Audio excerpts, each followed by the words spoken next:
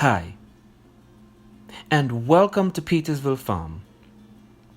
Plants such as bell peppers, hot peppers, and eggplants cultivated in tropical climates last for years. However, here in Zone 8, the peppers and eggplants will not survive the winter temperature outdoors.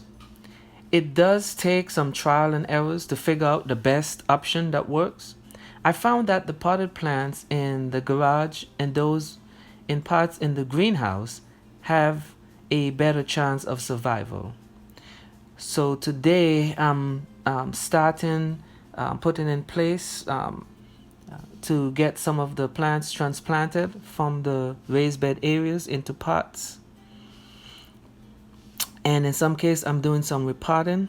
So here in this area I have some sweet banana peppers.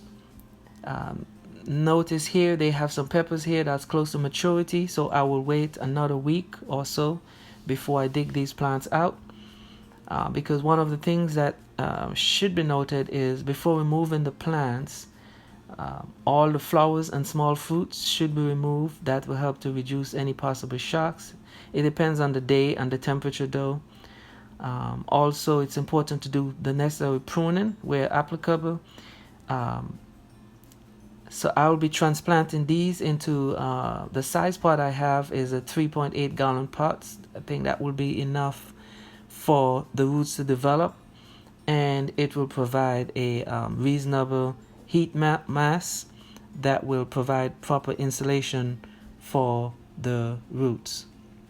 So here I have in pots, these are the Cayenne Peppers, and they are in 3.8 gallon pots, so they are good. So what I really necessarily need to do with these is I did some soil amendment to them, and where applicable, they need some support. So I also added some support to these plants. So these plants were started from seeds. They had a relatively slow rate of growth, especially during the warm summer months.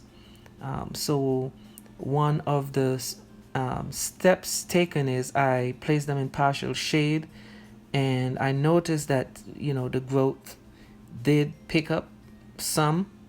So here we are now in October, and they are actually flowering.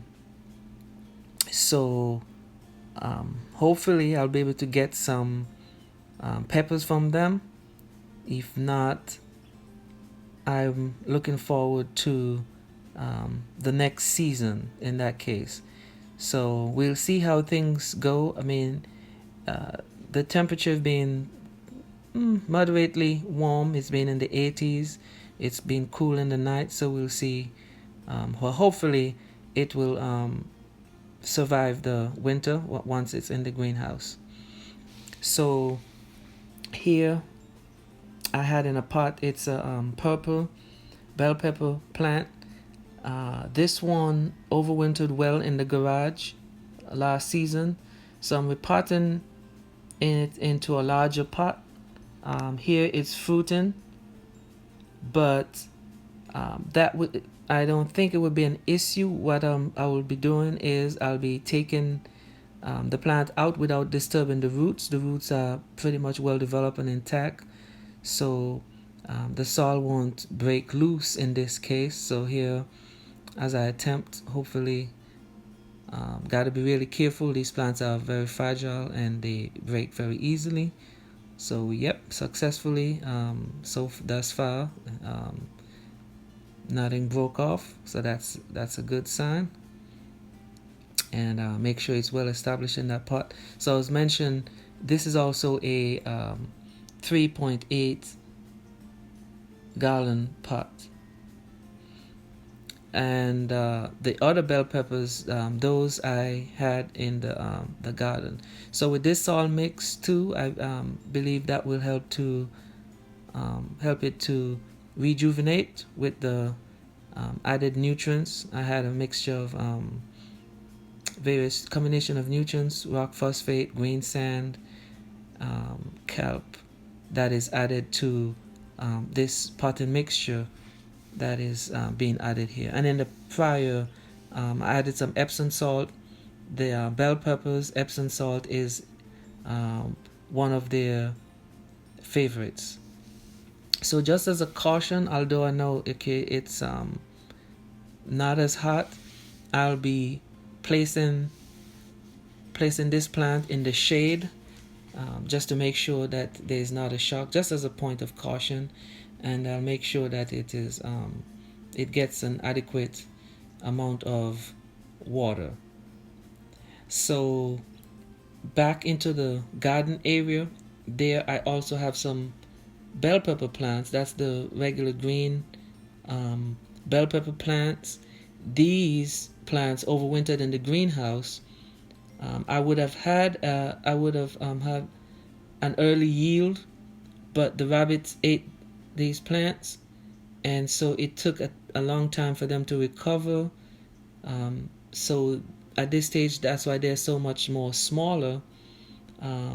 So I'm going to remove these, attempting not to disturb the roots as much as possible. So I have them here planted among the marigolds and asparagus, and they will be also placed in the shade, just as a point of caution, for a couple of days, and they will be heavily irrigated just to make sure. And once after monitoring for that for the next couple of days, I'll be moving them to the greenhouse. Also here in the garden, not too far, I have my lone jalapeno plant. It took a beating in the summer heat, even with adequate irrigation. But now that the temperature is a little cooler, it's showing signs of recovery. This is evident by the newly sprouted leaves. I will also be placing it in the greenhouse. But once the root gets reestablished, but hopefully I hope that there is not much disturbance, but these roots will have an adequate supply of the slow release nutrients. One thing to note, and I did not mention, is the whole issue of pest. There may be some pest problems indoors. I did not have that in the greenhouse, and that could be, there's an adequate amount of light.